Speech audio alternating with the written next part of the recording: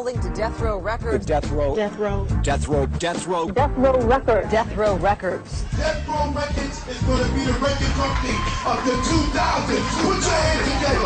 Come on, y'all, make some noise. Okay, if it wasn't for Lydia Harris and Michael Harris, you wouldn't have heard of Snoop Dogg. You wouldn't have heard of Tupac. Everybody died. You hang with Suge, you died. I wasn't scared of shit.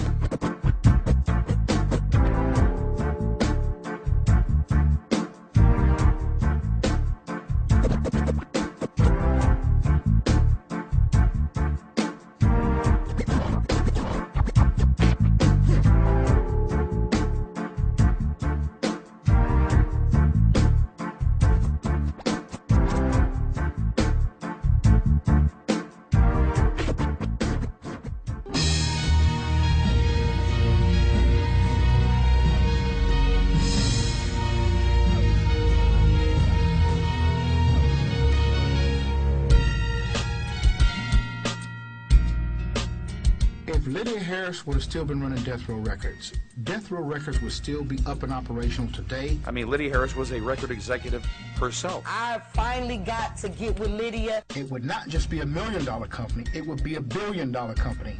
She was actually a record executive before Suge was a record executive. Not with the M, with the B. You're only as good as the talent you discover, and she's discovered some great people. If it wasn't for Lydia Harris and Michael Harris, you wouldn't have heard of Snoop Dogg. You wouldn't have heard of Tupac. I think she respects the game. That's why the game respects her back. The real story. Till death do us part.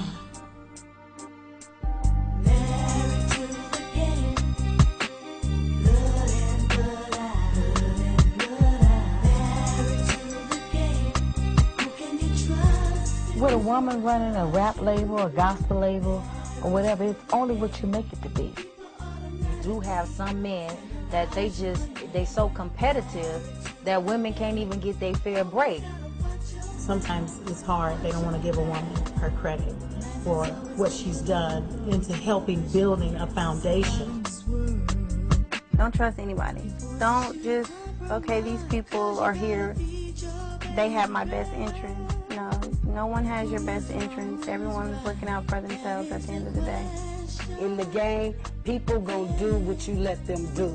Being that we're women, when you're a woman with power, any type of strong leaderism, they try to crush you, step on you. So sometimes you gotta fight them like a man, not physically, but mentally, spiritually, you gotta hit them. I believe that women have always made a difference. I believe that people just don't know that, that there was some strong woman behind every situation in this business, because we are very, very talented individuals, very strong-minded, strong-willed individuals. It don't get no realer than this.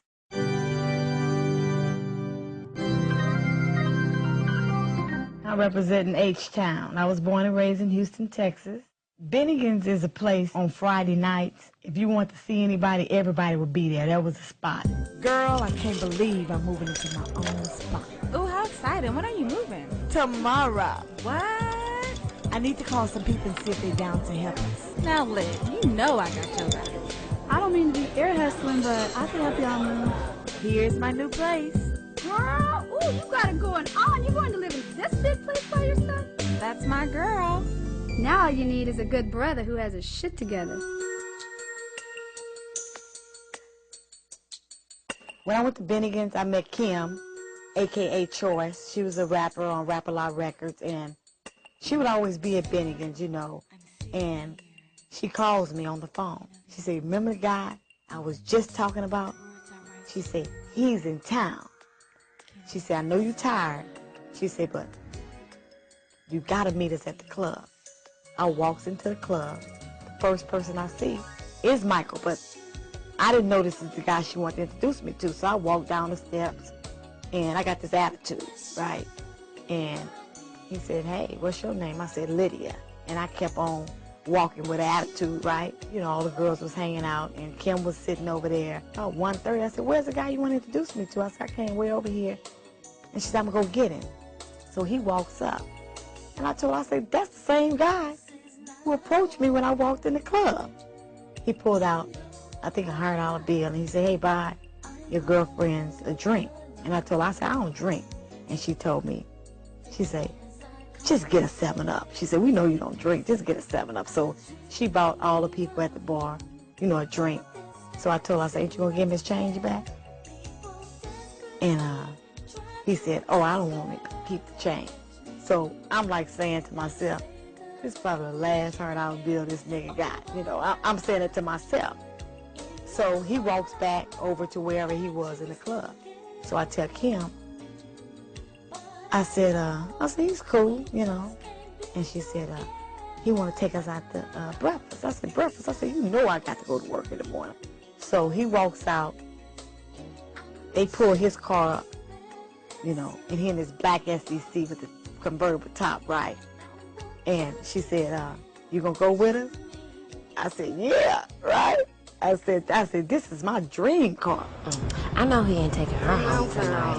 Look at that. That ain't even cool, girl. He don't never leave the club with nobody. I know. Who she thinks she is? Whatever, okay? I'm saying though. Look, why is everybody tripping?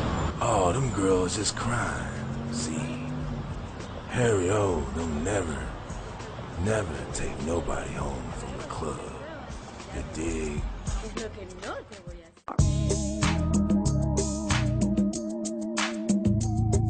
When I met Michael, he exposed me to a whole nother world.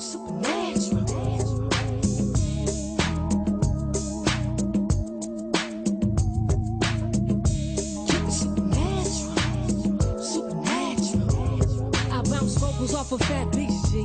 My niggas usually tripping off of me cause to which a world that I always visualized but never dreamed that I would be in that position. I seen just a whole nother lifestyle of living, just upscale, just different, different people, just the way, people carry themselves, just by people opening the car door up for you, in Houston, my boyfriend never opened the car door up for me. Just that little bit just said, wow, by, his driver opening the car door, and then even if we rode together in the car, him opening the car door, that meant so much to me. And he made me feel like I was somebody.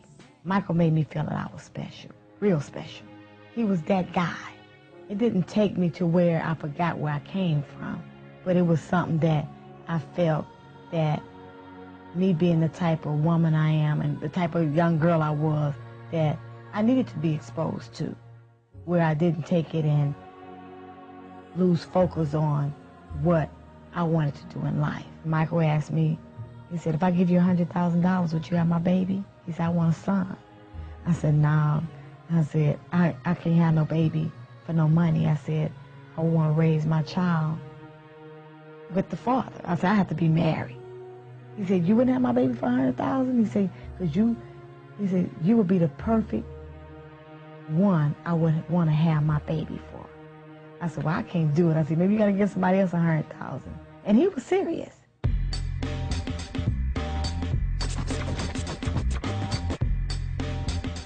I work closer to people like Denzel Washington. In the beginning, when he was getting his career off the ground, I understand they consider him a $500 million man now, but I didn't make it. I just worked with him. I was in a position to help him. And that's the reason I hear she's doing pretty good now. I worked with her in the beginning of her music career as a manager, as well as put her in Broadway plays and plays, circuit plays. And I helped a lot of people, but nobody talks about that. They only talks about Death Row. I think that even though it may have affected people, to me, Death Row and Rap-A-Lot is insignificant in the realm of things. I didn't know at the time who Denzel Washington was. I just hearing everybody say Denzel Washington.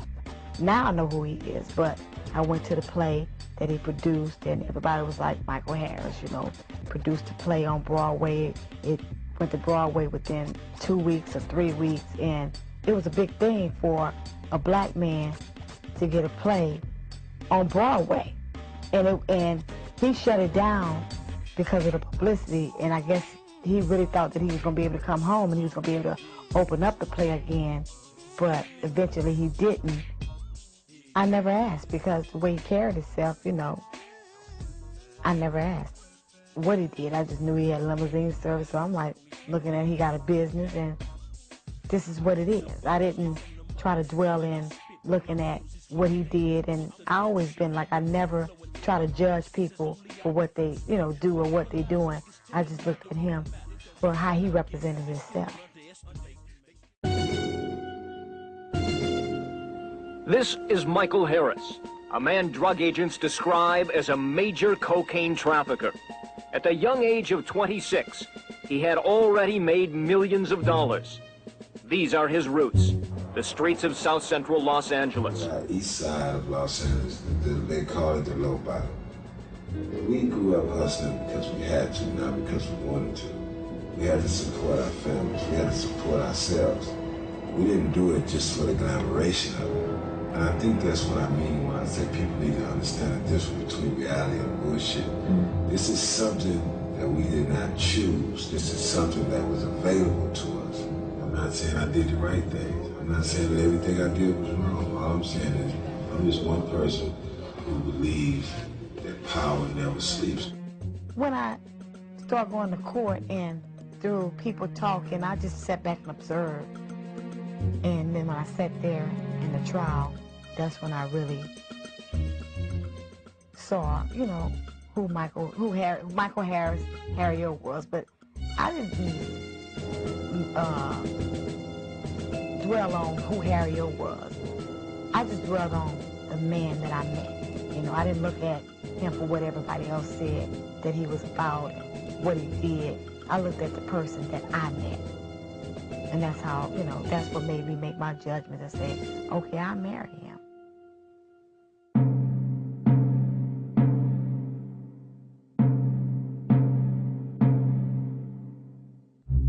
And the day he got sentenced,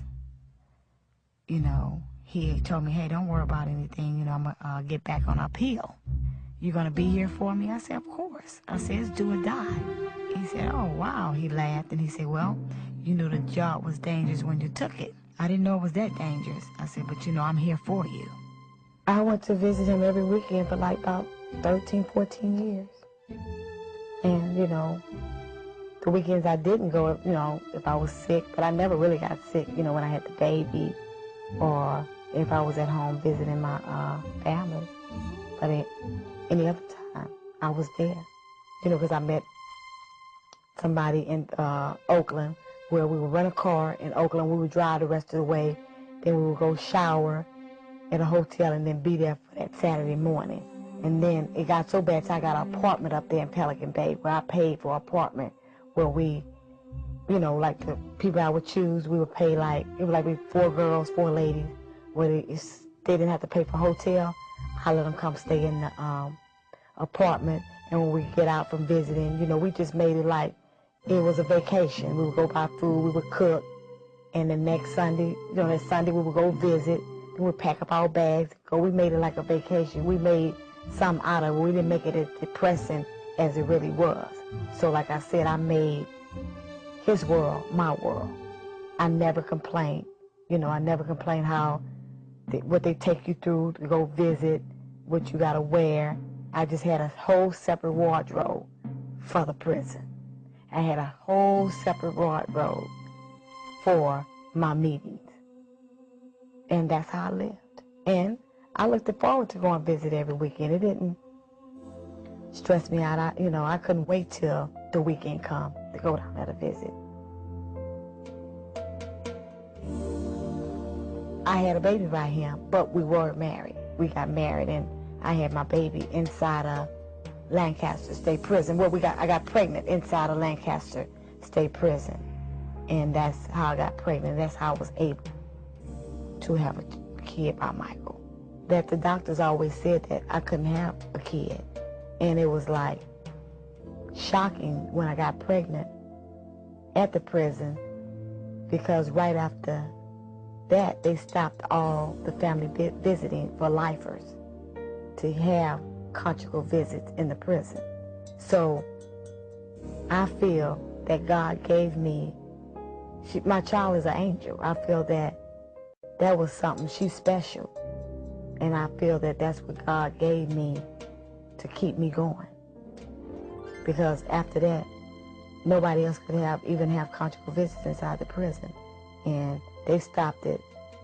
The a month after I got pregnant, in 94, they stopped family visiting for lifers.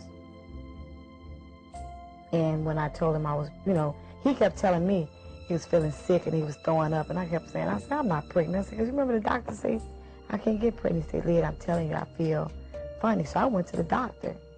No, I went at a pregnancy test.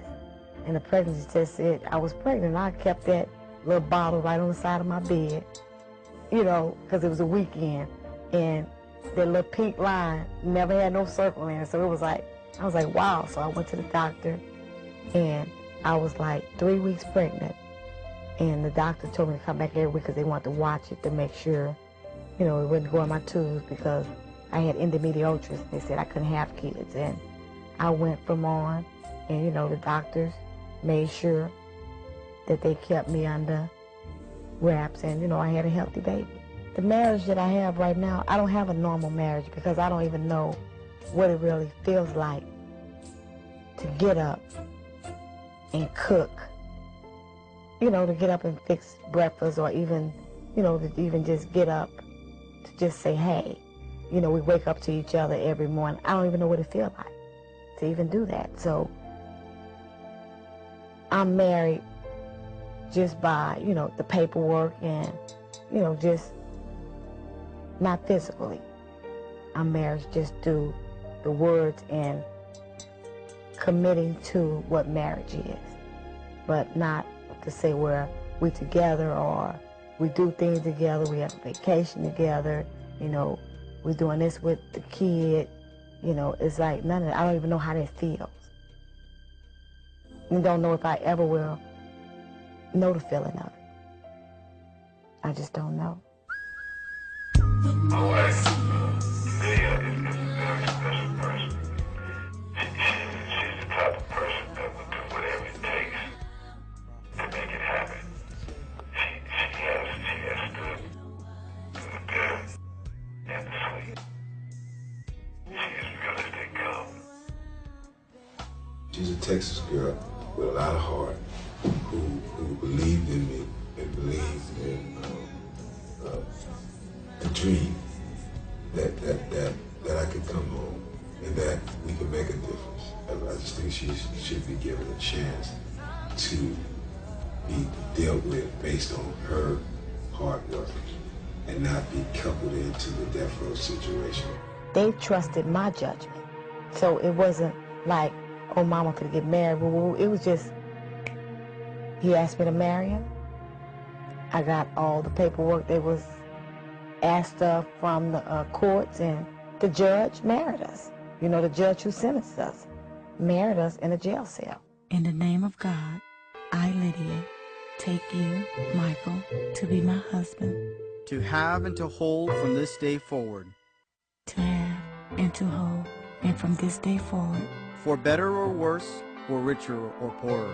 For better or worse, for richer or poorer. In sickness and in health, to love and to cherish, till death do us part. In sickness and in health, to love and to cherish, till death do us apart.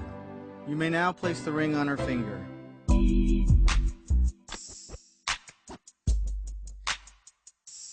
What happened is, we went on, you know, he started dealing with the different lawyers, you know, working on his case. And one day we was on the phone talking, and I was singing some song on the phone. And he said, oh, I love your voice. He said, would you like to sing? He said, I got a couple of producers I can hook you up with. And he hooked me up with Jonathan Clark, which Jonathan Clark was a guy who had the Good Girls. Jonathan introduced me to Giorgio. Giorgio had a studio in his townhouse in the Carson Square. He had one of his producers, Keith Andy, did a song for me called Wishing You Were Here. I let Michael hear the song over the phone, and he said, I like that. And so he was talking to a guy named Eric Woodley. So Eric Woodley said, hey, Mike, I got this guy, you know, he's a bodyguard for Dr. Dre. He said, maybe he can hook Dre up with your girl to do a remix. So he said, I introduce you to Suge. Yeah, Mike and Suge met through myself over the phone. So I guess I'm the one that started this whole death row thing. No, actually I didn't start it. I introduced those two together. So, and whatever happened after that, is what it is. Mike and Suge spoke on the phone.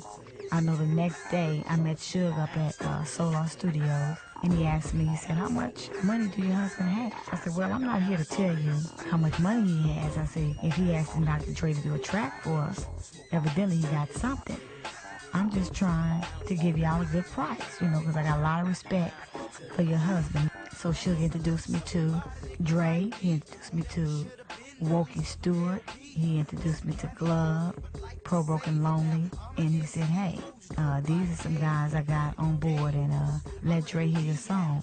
He said, oh yeah, I feel it, I can do your remix on that. So him and Michael got to talking. One thing led to another. The next thing I know that Suge, David Kennard, and Michael was all having a meeting down at MDC. Next thing I know, we was in the music business overnight. All linked to Death Row Records. Death Row. Death Row. Death Row. Death Row. Death Row Records. Death Row Records. Death Row Records is going to be the record company of the 2000s. Put your hands together. Come on, y'all, make some noise. And in this never-filed civil complaint obtained by Fox News, Harris, identifying himself as original organizer and owner, says his fortune launched Death Row Records. And the Death Row label, maintaining a gangster image with rap stars Snoop Doggy Dogg and Tupac Shakur, went on to generate more than $300 million in record sales. And now this document, drafted and signed by Harris, names him as an equal partner in Death Row, with CEO Marion Suge Knight, who grew up in a Compton neighborhood dominated by a blood street gang called the Mob Piru. Harris's complaint also names criminal defense attorney David Kenner as the company general counsel and organizer. Kenner lives in this walled-in Encino mansion, secured with TV cameras and iron gates. A lifestyle built around a client list of organized crime figures and wealthy drug dealers, including Harris. But Harris says it was $1.5 million of his money that provided the working capital for Death Row.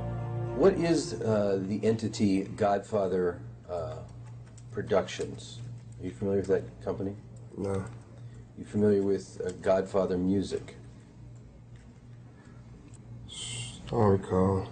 Are you familiar with the entity Godfather Entertainment? Yeah. What's Godfather Entertainment? They got a series. A series? Yeah, it came out before Oz. You're referring to television, movies? Yeah. The Godfather movie series? Is that what you're talking about, the Godfather? So I take it your testimony is you have no knowledge about either of those entities? Godfather Productions, Godfather... Everybody know who Godfather is. Michael Harris, Harry, I mean, that right there is evident. Everybody knows that, you know, and if you don't know that, something's wrong with you. You see, I'm real. I'm not Hollywood, none of that. I'm going to be who I am. I'm going to speak the truth. Okay, if it wasn't for Lydia Harris and Michael Harris, you wouldn't have heard of Snoop Dogg. You wouldn't have heard of Tupac. You wouldn't have got none of that. You understand what I'm saying? So people have to really realize who's paved the way. And they got to be cognizant of this, of who actually opened the doors for the West Coast. Okay, I understand people come before them, but the door didn't really get open till Death Row started. So, you know, take it or leave it. That's how I feel. And if it wasn't for Lydia and Harry-O, I wouldn't be sitting right here right now. You understand what I'm saying? The West Coast wouldn't be on the map. The West Coast wouldn't be nothing if it wasn't for them. And people need to recognize that. In reference to me and Suge, it was me, David, and Suge. David was my lawyer at the time. We had, you know, went past the criminal. We was thinking about doing movies and, you know, doing different projects. Movie on my life, movie on other people's lives, you know, based on his criminal experience, you know, movies on lives that he represented. And that's where me and David really started, you know, venturing into the entertainment business. And then when I hooked up with Suge and we all sat down at the table, Suge was in a lot of trouble at that time, so I felt that David could assist him.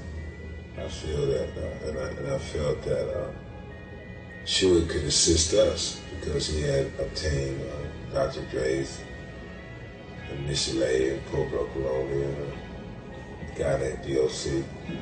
And we talked about it, but at that time, I guess he had ran into some bad, and he needed my financial assistance. And I felt that, you know, based on all of our philosophies and networking, we could make something real powerful. And she would always come down and visit Mike after we get through talking, and at the end of the visit, you know, she would say, remember my nigga M.O.B., and they would do this here. And, you know, and they were like, M.O.B., my nigga, right? So I just thought it was Tamar, you know, but I didn't know it was money over bitches. So I guess Jill was keeping them in mind that, hey, don't get to falling in love. You look like you, because he'd always say, Mike look like you in love. Starting the company GF Entertainment, which GF Entertainment was the parent company of Death Row Records. So my album got pushed to the back burner, which I didn't trip it at that time. Mike said, hey, once we get the company up and going, then we'll start back on finishing up your album. So David Kennard, you know, made sure paperwork was straight, you know, that Suge really had Dr. Dre under management. And once he got all that straight, Dre and his legal problems, all I know that everybody started recording different songs for the Chronic album. The Chronic album came out and it did very well. And David Kennard kept telling me, hey, you're going to get paid. Don't worry about nothing. There was a lot of money we have to pay back for legal fees, but don't worry about nothing. You're going to get your money. Do you know the name of the first entity, the corporate entity, that was created involving the Death Row companies? I don't recall. These corporate papers filed with the state and county back up Harris's story that a group of companies all using the initials GF for Godfather was founded in 1991-92. She owned GF Productions, and it was GF Productions / Death Row Records. So it was two labels merging together. Suge and Lydia were merging the label together. Suge, Lydia, and Mike, because Mike was a partner, but of course he was locked up, so he couldn't handle a lot of the business because he was in jail. So those two companies, GF Productions, that's Godfather Entertainment, that was Lydia's company. Suge had Death Row. I actually named the label because DJ Unknown, he called it Death Row, D-E-F-R-O-A-D. I said, no, Dre, if anything, it should be Death Row, you know, because all of us got cases, and you can put the man in the electric chair, you know, so it went on from that. When we started with GF Entertainment, Michael would always tell me, Lyd, make sure you document everything. Make sure you keep records of everything. And at the time, I didn't know what he was telling me to do. I just did what he wanted me to do. I followed his directions.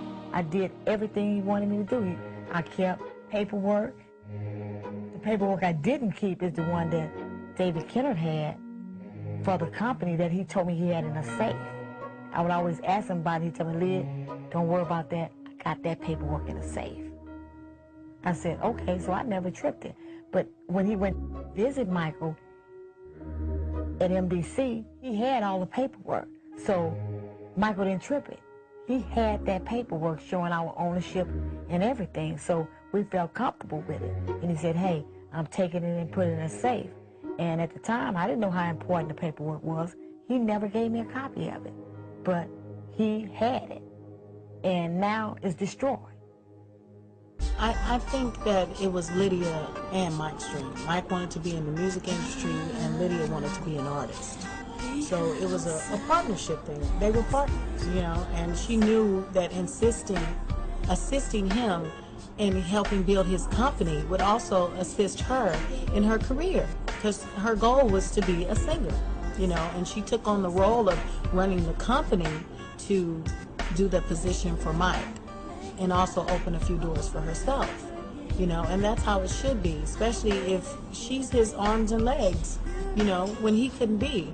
And his thing was he wanted to give back and make a difference and help other young black African Americans achieve things that they couldn't do on their own by giving his money, you know, to do so.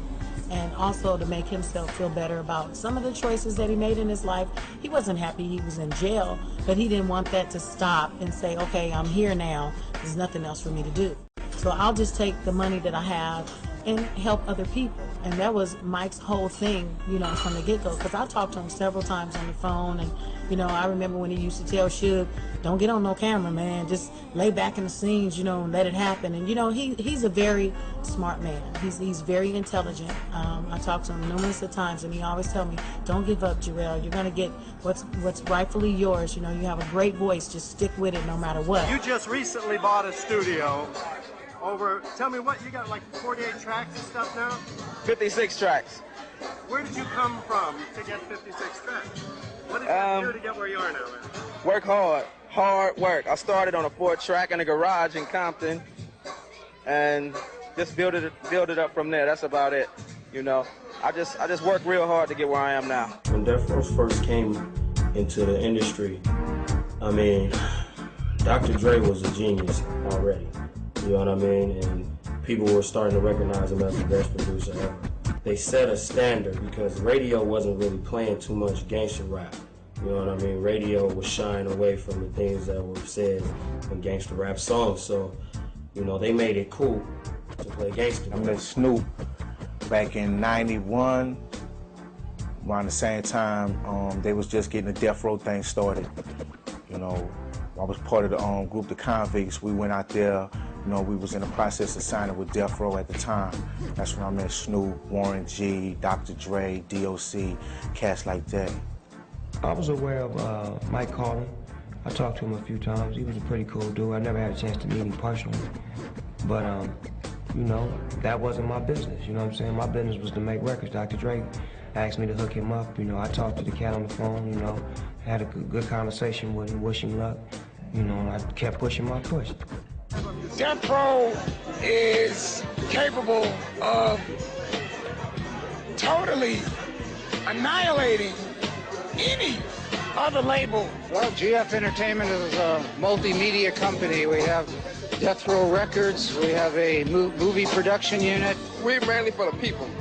I mean, for us, the West Coast, there's a lot of talent around that guys really don't have the opportunity to have a chance to prove themselves. The same day of the Chasins party, Michael got moved to Tehachapi State Prison. And Mike lost communication with them for like about a month and a half. And within that month and a half, Ken and them started making all kind of moves, you know what I'm saying? He started acting funny with me, but I didn't know why. And I'm like saying, why on a day like this did they move Mike? You know what I'm saying? Because Mike was going to be on the phone. You know, we was going to have like a speakerphone set up for him at the Chasins party. We had just so many plans when I was going to perform that night. And when they told me they moved with Michael, I just took the bed. And everybody kept saying, Lyd, you got to perform. If you don't get up here and perform, you're going to really disappoint Michael. So I said, I don't know if I can do it. Because it was just like, with him, I'm leaving with him on that day like that, and I'm telling Kennard, you know, why did they leave with him, Kennard? And he like, Lyd, I don't know. And Kennard kept worried about was I going to perform. He said, I don't know, I don't think you should get up there and perform. You know, and you mess up, you're thinking about Mike. I said, I got to do it for Mike. I said, I got to get up there and perform. And I got up there and performed.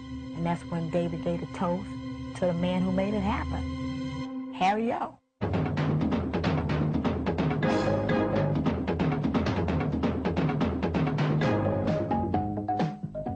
Hello, everyone. I'm Dagny Holgreen, and this is E! News Daily, our 30-minute look at the latest in entertainment news. Absent from the Grammys was NWA's Dr. Dre, also known as Andre Young. Grammy night was the launch night of its new record label, Death Row Records. The controversial rap star is the company's president and creative director. The doctor and a posse of friends celebrated Death Row's birth with a gala party in Beverly Hills.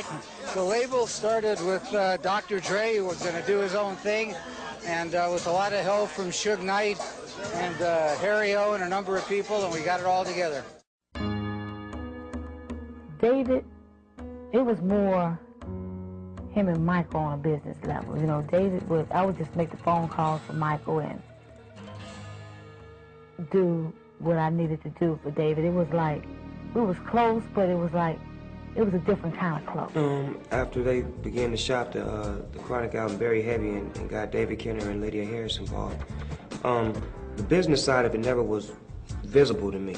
I was always, so I never knew anything about the business. All I knew was, hey, we in the studio today and this is the beat, and Dre wanted me to write a song called Let Me Ride. I ain't got no car, but hey, if I did have a car and I was Dr. Dre, this is how I say, okay, cool, that's all I was on. I wasn't on, well, who's the vice president and who's the manager and who's conducting the business? No one explained that to me, and it wasn't a concern of mine. You know what I'm saying? We went to the Death Row, the first Death Row party at the Jamaica Club. The first party, we was all on the guest list. And we was all getting dressed and led through our little thing on. It was a little cool little after party. And Snoop, all of them, C-Style, everybody was there. You know, they had on their little blue t-shirts and dog pound shirts and blue khakis and chucks, but it was cool. But I show up, Lyd like, just start shaking her head like, no. Beefy got on the black Guess boots with the C-Rag jeans and the C-Rag jeans shirt with the white t-shirt. And Lyd was like, T, you know where we going? I said, yeah, she said, come on. And the only person, and Black C's had on, wore blue with me too. You know what I'm saying? We made it home though. You know what I'm saying? We made it home. And we left when the party was over though. You know what I'm saying? But that's when she knew it was like, okay, yeah, he really has a problem. And honestly, she didn't even know or understand too much about red and blue. She knew it was a red and blue, but she didn't understand that this shit was a living, breathing organism that governed these streets. You know what I'm saying? And that she was actually making niggas that would actually be killing each other sit up in the room and be like, man, you can rap so good, homie. Can't wait till you get out on the show, and put their life on the line to make sure you made it home safely. There were a lot of changes made when the companies combined, GF Productions and Death Row. If she would have ran the company from the get-go, then things would have been designed a little bit different, because now you're looking from a woman's perspective. We got new carpet, you know, new offices. It was more about everyone as a total, not just the musicians, but the business side of it. You know, everything was represented in a better light. I feel that when women are in charge, things run a lot more smoother, things are a little bit more organized. I think a lot of us men, we do things out of our ego, and so right now, so we don't do things where we're in our right frame of mind. You know, but I think if she had been running that label, Death Row, man, would have been an empire, something, it would have been an empire uncomprehendable right now. I was really impressed with Lydia because, you know, I had been in the business now for, let me see, it was 1993, 94. Now I was in the music business for almost 8-9 years by this time. And she didn't really know much about the music business from what I understood, but she was picking it up so quick, you know, with Mike in her ear, and she was just handling everything, you know, all the meetings in there with the big wigs, she was laying it down. I gotta tell you, man, when you talk about keeping the dream alive, boy, she was definitely doing a thing. I don't think too many women at that time could really pull off what she did, man. She was dealing with all the big wigs. I'm talking about from Fred McMahon, David Kenner, all the meetings that needed to be held down, she was there, making sure that all the lifestyles, all of Harriet, all of her interests was taken care of, man. David Kenner was dishonest and greedy. Harris says he met with attorney Kenner and Suge Knight to form Death Row Records. These corporate papers filed with the state and county back up Harris's story that a group of companies all using the initials GF for Godfather was founded in 1991-92. Kenner was listed as CEO of GF Productions, along with Lydia Harris, Michael's wife, shown as corporate secretary. Kenner was also listed as chairman of GF Music, which spawned Death Row Records. Here at the Federal Detention Center in downtown LA in September of 1991, Harris says he, Kenner, and Knight met to memorialize their deal. Suge responsible for day-to-day death row operations, with the assistance of Kenner, subject to the overall philosophy and direction of Harris. But by the time These corporate documents were filed with the state in 1994. Only Suge Knight and gangster rap artist Andre Young, known as Dr. Dre, were listed as death row officers. And Dr. Dre, during recent testimony in another civil case, confirmed Kenner holds the purse strings at death row. Attorney Richard Sherman took that deposition. He identified David Kenner as the individual who maintained the books and the records of the company. Kenner was more than just the lawyer for death row. And Harris claims Kenner and Knight owe him his share of the company and profits. In a telephone interview from here at State Prison in Lancaster, Harris tells us David is a piece of work. And now he concludes the expletive deleted is going to hit the fan. Harris says he now plans to go ahead and file his complaint against Knight, Kenner, and Interscope, the company that distributes death row records.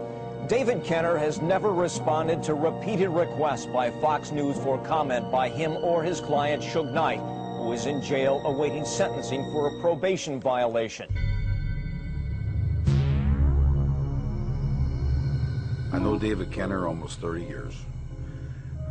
David was a lawyer that I was introduced to by a very prominent defense lawyer, Richard Sherman. Richard Sherman was a former United States attorney who ended up representing in private practice many, turns out, mob defendants, as it may be. It's amazing how one day you're a United States attorney prosecuting mob defendants, and the next day you're defending them. The same thing applied to David Kenner. David was trying to really figure me out. And once he figured me out, he knew he had to come and divide me and Suge, because he knew me and Suge was cool. So he had to come and make chaos between the two of us. And I always thought David had a very, very good mind. I always thought he was a pretty straight-up guy, and was involved in a couple of cases where clients of mine used him as their criminal defense lawyer. Some were happy, some were unhappy, but up until the point where I became more intimately involved with him, when David started doing business with Lydia Harris as her partner, and I became a little more familiar on a day-to-day basis of what he was doing, how he was handling things, and being kind of in the background, kind of looking in. It took a long time, but I finally realized that David wasn't playing it straight. You take a guy like David Kenner, and he's an attorney who he totally double-crossed Michael. Because, you know, if he was a stand-up individual, he would have stood up and said, hey, Michael started this company, this is the way it is. He didn't do it. He was greedy, like most attorneys. I mean, you know, it's a political business, you know. It's a business, you know, it's a business venture. I mean, you know, a lot of people, you know, tend to take this business personal, you know, as far as like, you know, you're supposed to have relationships in this business, you know. You know, that's one thing that, you know, is basically a plus, you know what I mean? That's a good thing to have relationships and build beautiful relationships in this business. But at the same time, the political standpoint is, you know, it is a business. And that was very disheartening, because when you have somebody with his intellect and his expertise in dealing in the court system, which he was an expert. He was not only an expert in dealing with prosecutors, because he was one, dealing with judges. He had a very, very keen knowledge of the inner workings of the judicial system. And many, many times that could be very beneficial to his client. So that impressed me when Mike aligned himself and Lydia aligned himself with him, because I felt they had a very strong ally on that sense. Even though David was not an entertainment lawyer, he was a lawyer that knew how to entertain. At the time, David was Michael's attorney, and he was the one who was going to get Michael out. So I was always you know, just saying, hey, here's a man that's going to get my husband out. Let me just make sure I let him know what's going on so he can protect our interests, because Suge could care less about David. And he kept on telling me that, and I say, David, Suge don't like you. So David always say, let me hear him. Let me hear him say that. So what I did was, which I shouldn't, I made a three-way call, and I let David hear what Suge had to say. And from then on, I seen the change, you know, and however, David must have told Suge, and I guess Suge felt he couldn't trust me anymore.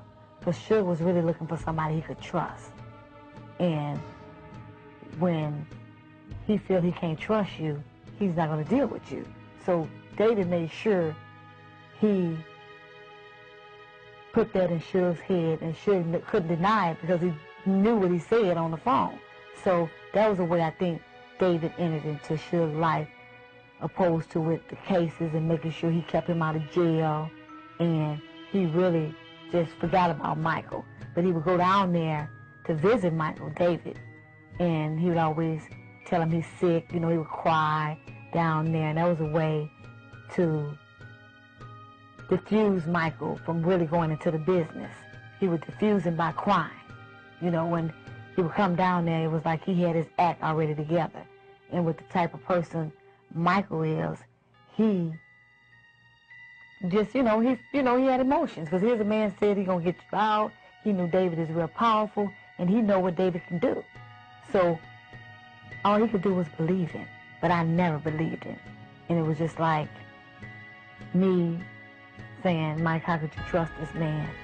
And he go down there and he's one way, and when he leaves out, he's another way. But with me, I seen both interchanges with David.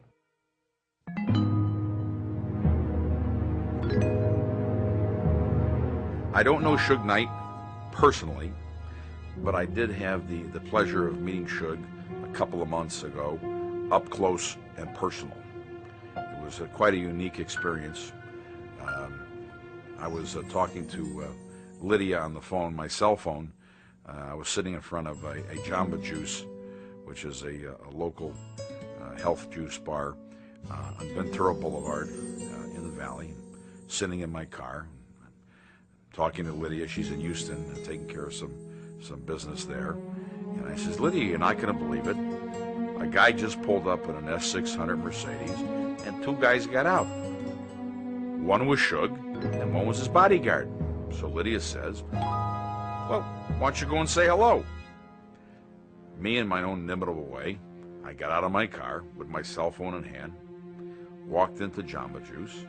I found myself standing next to Suge, extending my hand.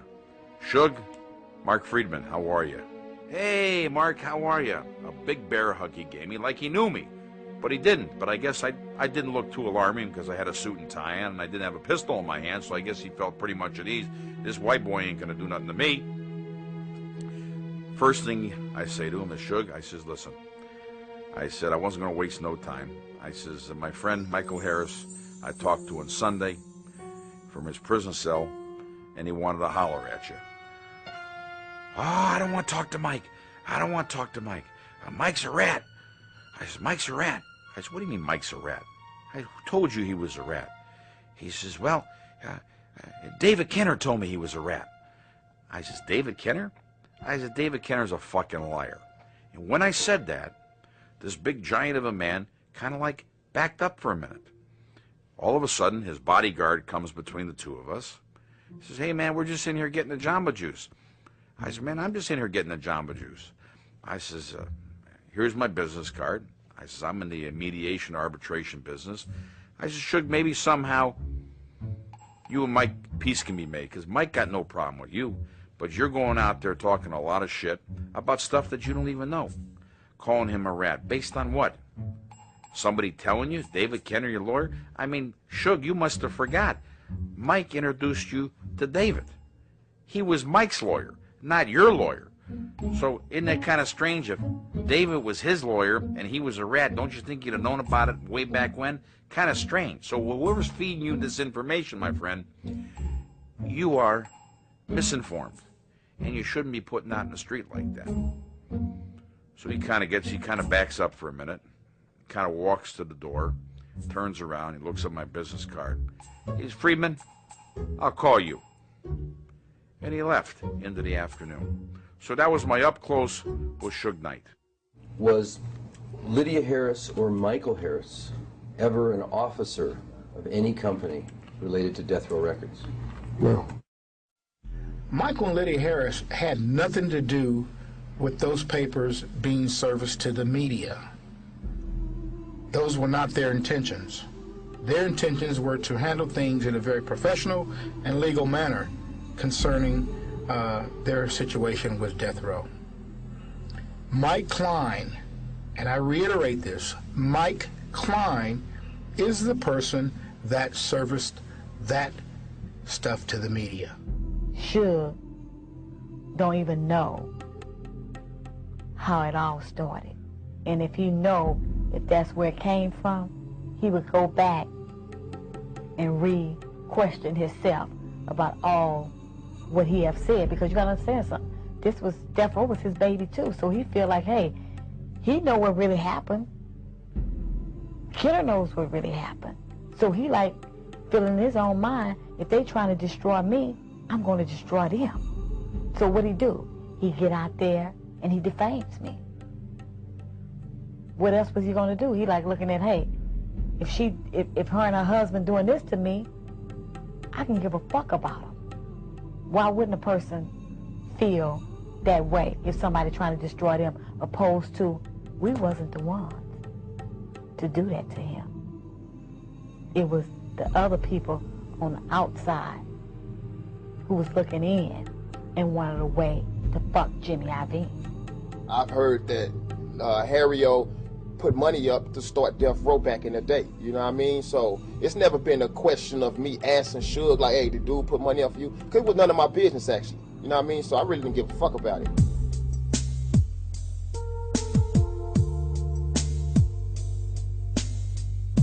Lydia Harris can run any kind of company. It doesn't have to be a music company. It can be anything relating to people. She's a people person. Certainly the music industry is her love. And you put her into the right environment with the right people, the right surroundings, she can make the hard business decisions like any other record executive, whether it be Mo Austin, John T. McClain, Dick Griffey, any of those people, I'll put her up against any of them. She can hold her own against not only any woman, any man. And that's where the problem is. Egos. It's the way it is. It's the good old boys, like in a country club. It's the same thing applies here. But you know something? She started out.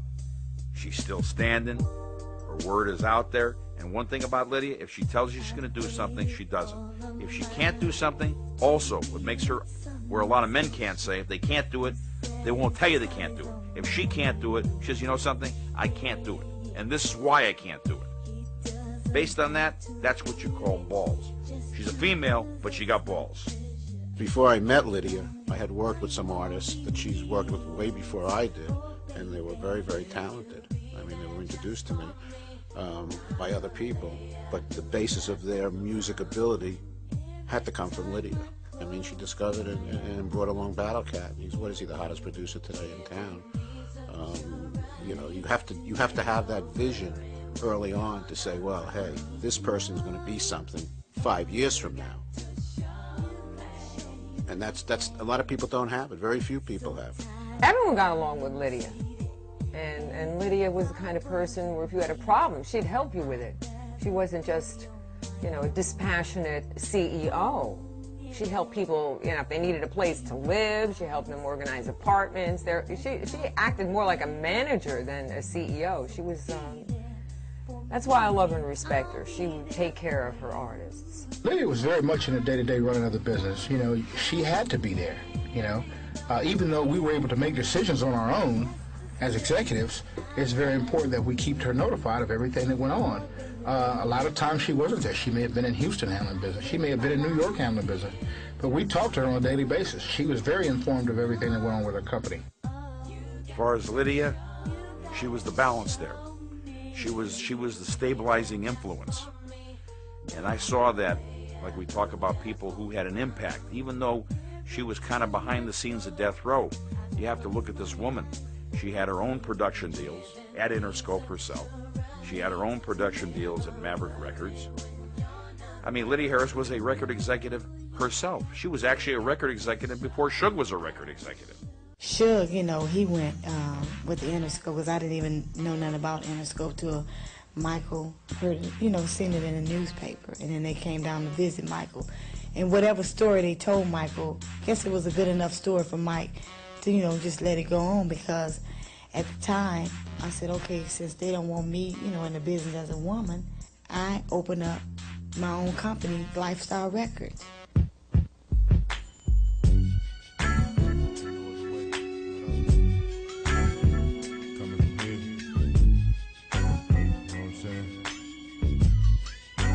Struggle, nigga.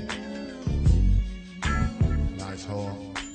You gotta stay focused. And be on the criminal grind for the things a nigga trying to achieve. See if you can feel me on this. I remember back in the days coming up, a young pup, hustling with my trade, scuffling to get paid. I had got, you know, Battle Cat as an artist and Dana Dane. Full circle, 360 degrees, Jane. My style will live forever, my fame will be maintained. Now some can feel this, and some can feel that. But all can feel a track that's produced by Battle Cat. We put some nice records together, Dana Dane, Black Caesar, and Beefy, and myself. I got the bag of rocks around the city streets, cause I got to make my ends meet. Tried to get a job last week. It seems to me they didn't like the color of my teeth, so it's like back to the street. It's not an easy task, you know, you know, she went through a lot of up and downs trying to find key players, and I've been by her side as much as I knew I could, you know, as a person or a friend. We were still partners, you know, but had, you know, separate deals. I had my own business, you know, and I was partners, you know, with Death Row.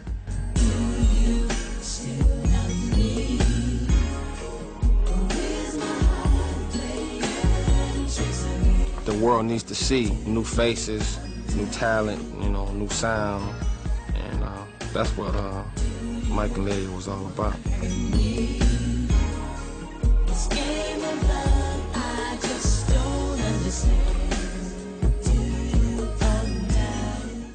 I'm Lydia Harris's executive assistant. I helped her run a record company called Lifestyle Records.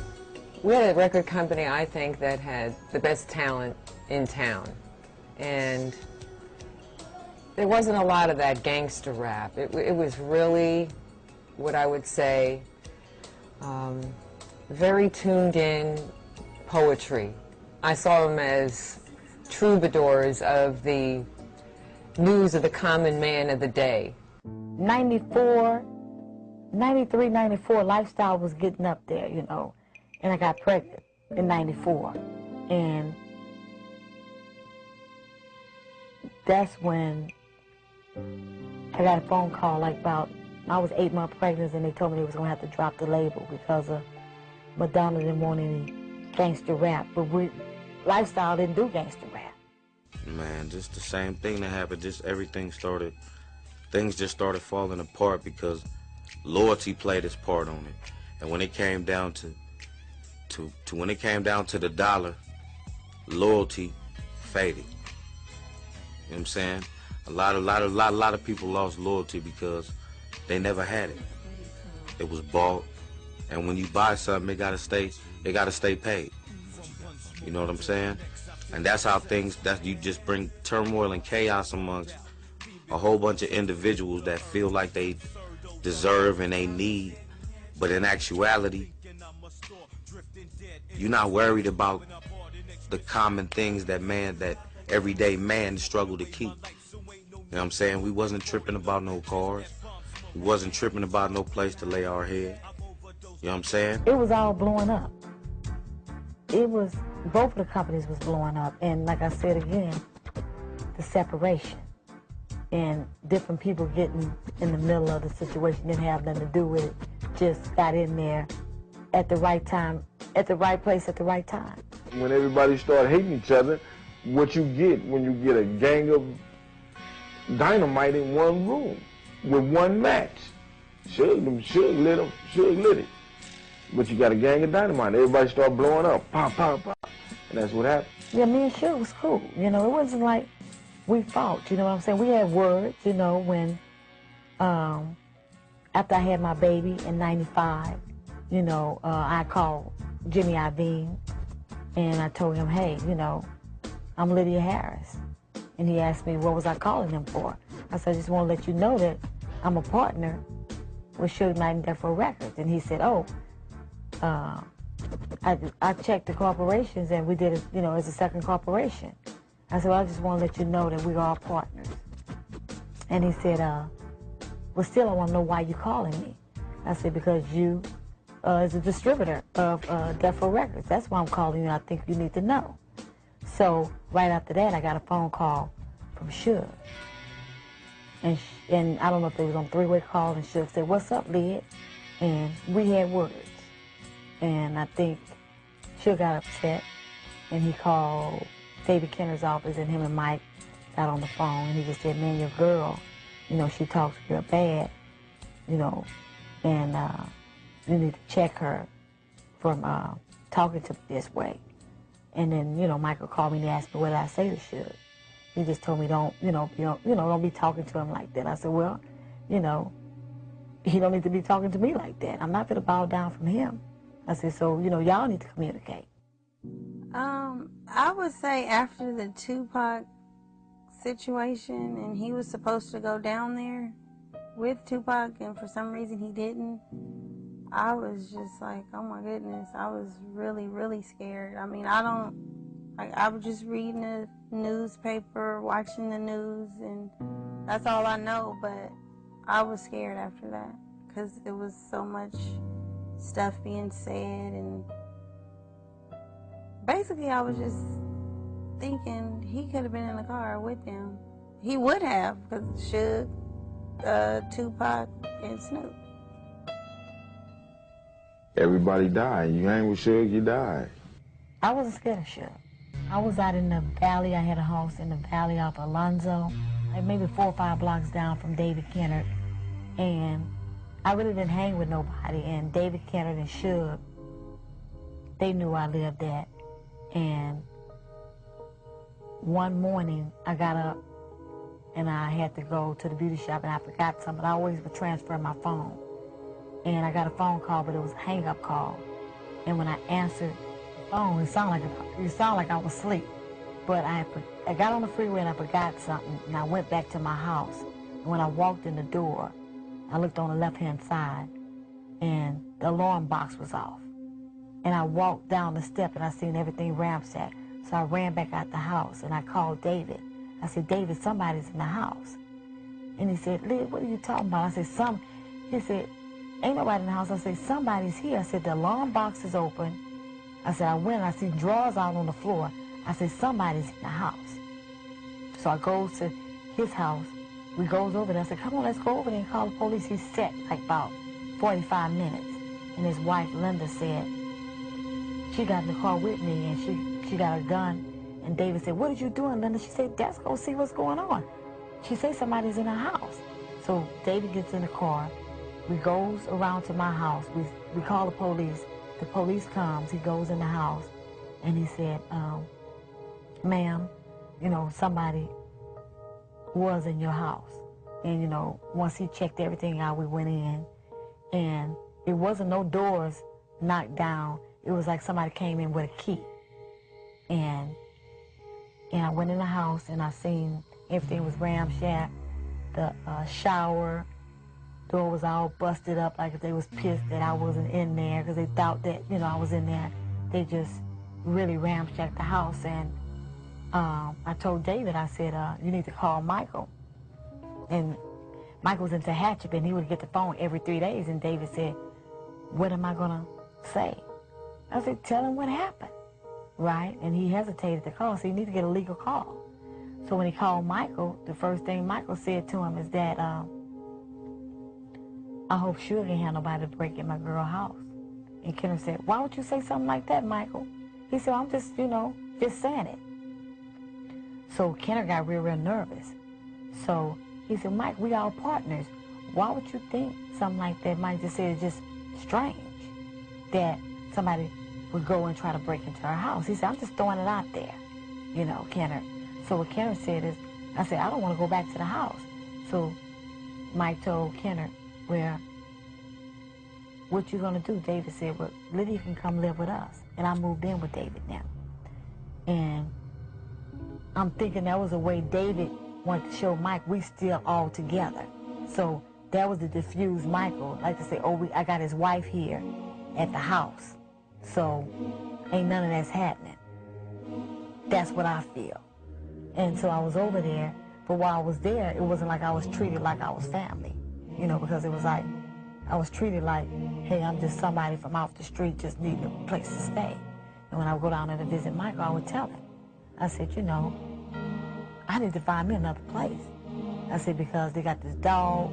I said, and when I go in the room, you know, I close the door, the dog is by the door. I had to call David on the phone, say, David, can you come move the dog? So I go use the restroom. I said, it was like I was in prison. So Mike said, damn, you living like that? I said, yeah. I said, they got a nice house. I said, but this dog is crazy. I said, you know, they need to put him outside. I said, I have to call each time I want to leave out the house. So it was like Kenner kept a tab on me. And Suge would come over, and Kenner would say, Lydia, go sit somewhere, because I don't want Suge to know you're over here staying. And I said, well, why not? I said, you know, we all a team. You know, he said, no, he just don't need to know you're staying. So I would go up to Red Lobster off of Reseda or White Oak, and I would sit up there until Kenner called me to tell me that, okay, it's okay, Suge gone. But I sat there like hours, because Suge always late to meetings. So I'm like, Kenner, I said, did Suge make there yet? He said, no, Liddy, say about 10 minutes away. So Mike called me. He said, where you at? I said, well, I've been sitting up here for like 3 or 4 hours. He said, where? I said, Red Lobster. I said, because David told me Suge coming over to the house, and he really don't want him to see me, you know, living there. So Mike said, I'm gonna call you right back. So he called Kenner, and he made Kenner call me on a 3-way, and Mike asked Kenner, he said, what the fuck you got my wife sitting up there for? You know, fuck Suge. You know, and you know, let her come back over to the house. You know, what's going on, David? He said, you and Suge need to come down here to visit me, man. And Kenner said, oh no, Mike, it ain't nothing. So Kenner would have me to come back to the house. I would go back to the house. He would still lock me up in the room. You know what I'm saying? I had to park my truck where Suge wouldn't see that I'm there. So I'm like telling Mike, I say, really? I say, they tell you one thing. I said, they react a totally different way. I said, I gotta get out of the house. They broke in, I had a safe inside the first bedroom, the guest bedroom, and they pulled the safe out the ground, because I guess they thought it was some money in it, but there wasn't no money in it. Because I always remember Suge would worry about what was in that safe. And I kept telling them, ain't nothing in that safe. But when they pulled the safe out the house, and looking back at everything now, I'm like, he was really worried about that safe in that house. And he knew that I had the dogs. I had like 2 watchdogs, and I had my regular Rottweiler, who wouldn't let nobody touch me, where they poisoned the 2 guard dogs, and they shot my main dog. The primary reason I decided to take the case is because I was very angry. I was angry because other good lawyers had not taken the case and left her in a predicament. The time in which lawsuits have to be filed is a very important consideration, and many other lawyers had turned down the case because of the fact that the parties involved were very powerful, and some of them had public reputations for being violent. And rather than do the right thing and protect her interests, most of the lawyers she had talked to had simply passed on the case. Others had given her bad advice and let the statute of limitations pretty much run out. So I took it to see what we could do to help her, because I felt that the system owed her that much. And he thought Lydia was going to go away and sit in a corner and suck on a lollipop like a little kid, and she's a grown woman. And he treated her unfairly. He treated a lot of his artists unfairly, and it broke up the label. Dr. Dre left because he didn't have any say-so and was supposed to be half of his company. So no one wants to stay around and be treated unfairly for no reason. Greed destroys everything. The thing that makes this case very different is the personalities. I have never been in a case before where people were intimidated and were afraid to be involved simply because the people on the other side had a reputation for being violent.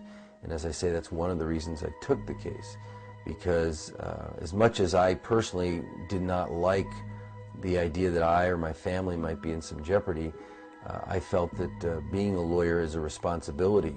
When I was back home in Texas when Michael got sick, where he called me and he said, "Hey, Kennedy came down to visit Michael because I know the feds that came down and he was asking Mike questions. So Mike said, "Lid, tell Kennedy to come up here to visit me. There's people coming down here asking questions. Tell him I need to holler at him." So Kennedy came down to visit Michael. So Michael called me. I was in Houston. He said, "Okay, baby, I'm going on a visit." And he said, "I'll call you when I get back." He wasn't sick. Nothing was wrong with him. So I got a phone call, like maybe 4 or 5 hours, where the counselor called me and told me they had to wheel him out on a wheelchair, saying that he had took sick. I said, "He took sick?" I said, "I just talked to him and he said he was going on a visit with David." I said, "That don't sound right." So I called David and I said, "David, Michael took sick," and he didn't show no remorse. I said, "Was he okay when you visited him?" He said, "Yeah, he was fine." I said, "Oh, okay." So I kept calling the prison. They said, "We can't give you no information because it's against our security rules. All we can tell you is that he's okay." So I said, I got so upset. I said, something ain't right. So what I did was me and his counselor had built a relationship where I would call him. I said, "You sure Michael okay?" He said, "Well, I can't really go into details." He said, "But he's not doing too good." I said, "Well, do I need to fly down? Do I need to bring the baby, for him to see?" He said, "Well, where he's at, we can't let you see him." He said, "But I keep in touch with you and tell you if his conditions are getting better." So I was like a nervous wreck.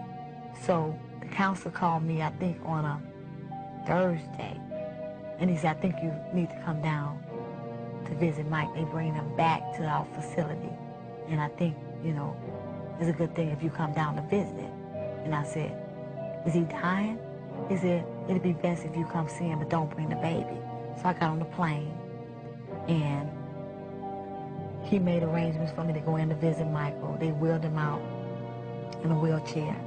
And when I seen him, he started crying. And his mouth was twisted, and he couldn't walk. And I'm like, "What happened?" And he told me, that, all he knows is that when, him and David was talking, and David got him a 7-Up. He said after that, all he knew is that he didn't even know who he was. And that's when I got the doctors in from Cedars-Sinai, and I raised so much hell. And I told them if Michael died, they're gonna get sued. So the facility let me get the doctors in there, and they told me if it would have went up to his chest, that he would have died, the Guillain-Barré. So that's what happened. And after that, David didn't go back to visit Michael after that. I think he came back one other time, but it wasn't to see him through his sickness, because he was supposed to die. I believe it's the money, and it's always the money. I don't think Suge was there threatening David. I think David was running along with Suge carrying the money, and that was it. And they said, "Well, we'll never see Michael again. Let's just keep it all for ourselves." I can't really say if it was greed. Suge, I think he wanted to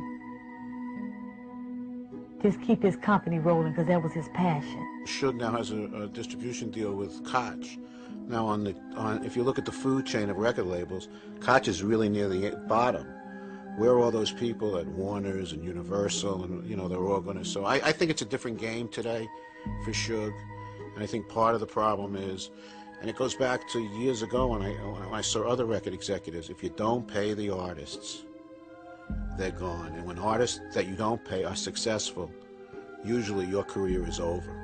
It was some people over there with some heat. One thing I got to say, Death Row had a lot of talent over there. It was a lot of talent. And what I see, everybody who leaves from over there, they go somewhere else and blow up.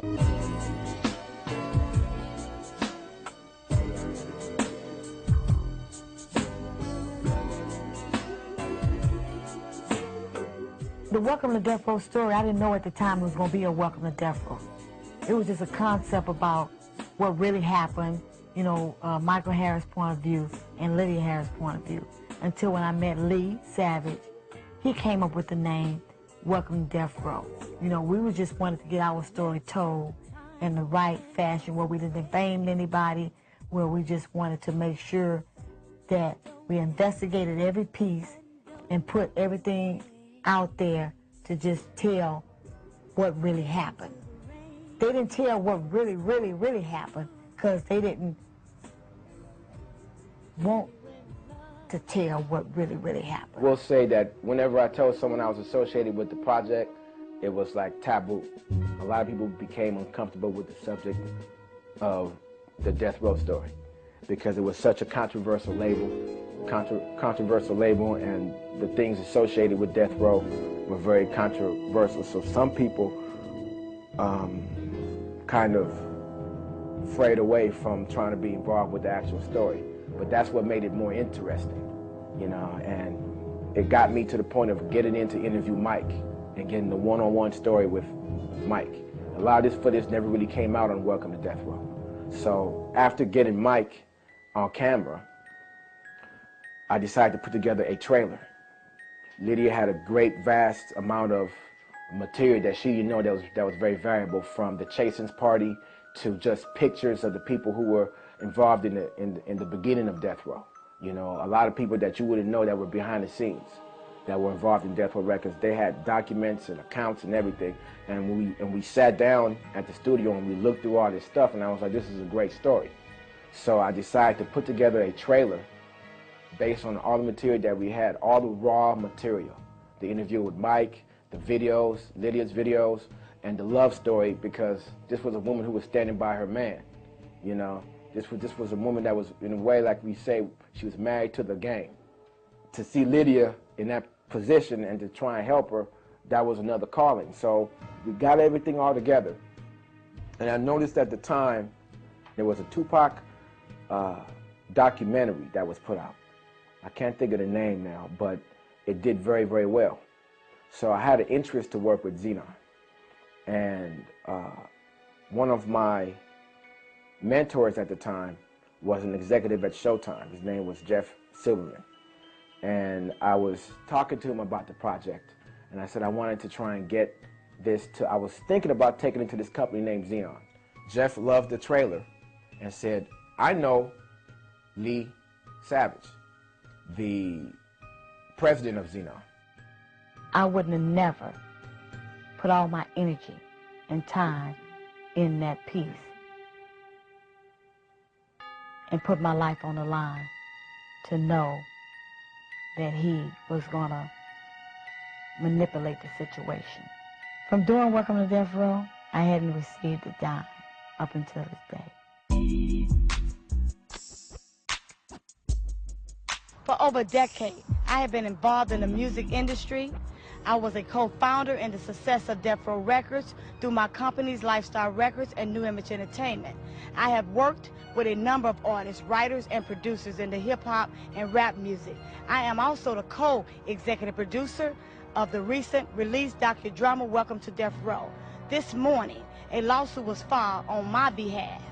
It is directed against the industry executives who have conspired to prevent me from pursuing my career in the music industry. I am seeking the royalties and other contract benefits owed to me. The defendants include my former attorney, David Kennard, Kevin Gilliam, aka Battle Cat, and I'm also suing Suge Knight for slander to restore my good name and reputation and to set the record straight. LID should host seminars for women who date or are married to men in prison or whatever. Because for somebody to to stick with somebody for 14, 13, 14, 15, whatever years, how long Mike's been gone, it's been a long time. That is incredible to me. Somebody told me that behind every successful black man is a strong black woman. You know what I'm saying? I think that's her. Mrs. Harris, to me, really represents Umamuwini. What I just said in Zulu was that Mother Winnie Mandela. She is strong, and I feel blessed to have met her, and I want to learn from her. I want to take that strength to be me and continue to be me just like she is. And she was never moved by anything that came her way, whether it was threatening her or not. My hat's off to you, for one, for sticking with your man that's been locked up in jail, all odds against him. For two, for sticking with your music and your dream and your inspiration, and also not being hard-hearted toward other people and still willing to help other people make it. She's also someone who's a fighter. She's been through just a tremendous amount, and sort of like a cork, keeps popping up on top of the water and finding new ways to swim, and it's very impressive. She was inclined to make a success, or maybe it was going to be a hard, rough time, but then still, she didn't give up. When I finally got to get with Lydia, I immediately was like, that's who I need. Lydia Harris is Winnie Mandela to me, you know, because she stayed down. And not too many women had the self-discipline and the sacrifice to stay down when a brother was incarcerated. You're only as good as the talent you discover, and she's discovered some great people. Lydia has several business qualities, actually. Strong-willed. Very, very strong-willed. She's a boss, she's an executive, and she conducts herself like a boss should. If Lydia Harris would be running Death Row Records, or would have ran Death Row Records, Death Row Records would still be up and operational, and it wouldn't just be $1 million business. It would be $1 billion business. Let's clarify that. Not with the M, 1,000,000, but the B with the billion. I think she respects the game. That's why the game respects her back. You know, Miss Harris definitely is married to the game.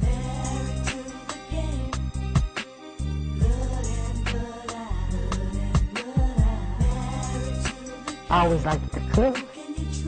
I always liked to watch my grandmother, my mother cook in the kitchen. I always liked to bake cake.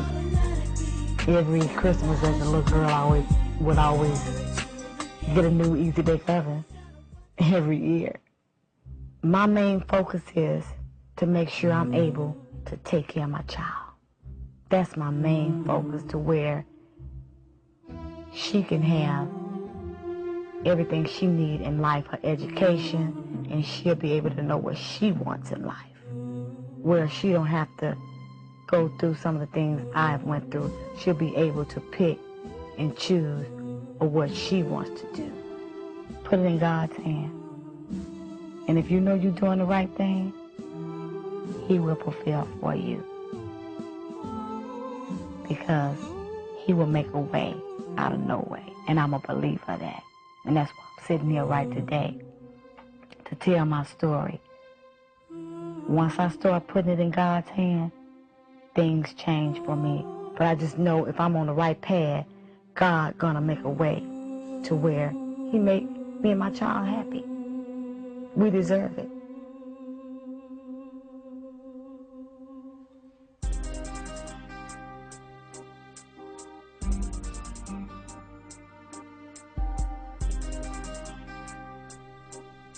To death do us part.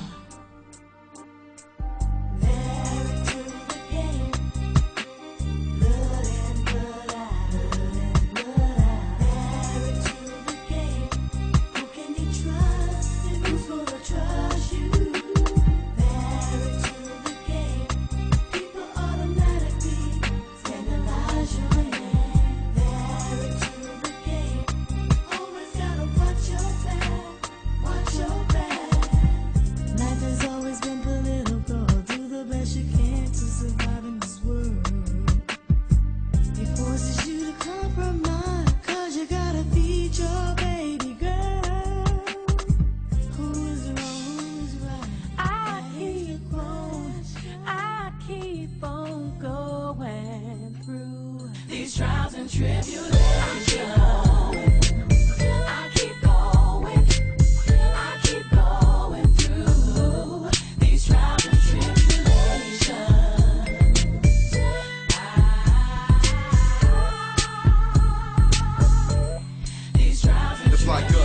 cloudy day and these light blue skies. Let me tell you about my life and times. It's a struggle, but don't act surprised. Reality make you open your eyes. Is it a game or that's life we lead? Every day they say we underachieve, but God bless them. Hoping there'll be better days. Asking questions. How we all fall astray on our missions. Half of us don't pay attention, but God said He calling. No one's listening. Open up these doors, let me in. Begging for forgiveness for committing these sins. The proof fatal. Only if you're willing to enable the truth to the Lord that you always stay. Relying on this hope that you hope forgave us. My friends turn the enemy, but how could you blame them with these hopeless?